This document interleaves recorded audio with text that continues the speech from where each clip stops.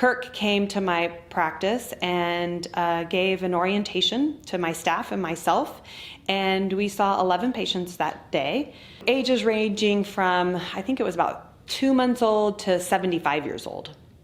And I was in love at first use. The learning curve was very easy. We had great training in the office.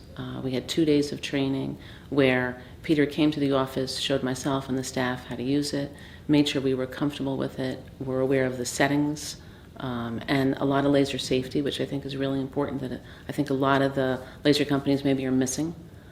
Researched a bunch of lasers and got some recommendations from friends, decided to do the test drive with the CO2 and never looked back. Purchased right away, canceled my follow-ups with the other companies. I was just really impressed with the precision, ease of use. Being able to go cell layer by cell layer was pretty amazing to me, no bleeding. I researched all of the different laser companies that are in the United States. I personally called all of the CEOs of those companies, and basically I just got car salesmen.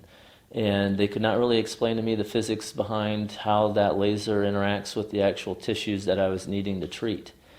And eventually I had called Peter Vitruk, Dr. Vitruk of LightScalpel, and he was actually able to sit down with me and not only explain to me how his CO2 laser worked, but also the different lasers of all of his competitors. Peter drove up after the conference on a Sunday afternoon to my office in Scottsdale, Arizona with the LightScalpel laser to give me a personal one-on-one demonstration of the laser.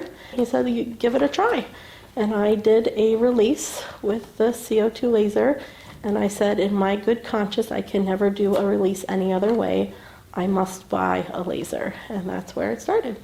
I had no intentions of ever buying another laser again because I've had so many, and I never thought that LightScalpel would change my life the way it did for the treatment of babies and all my other patients.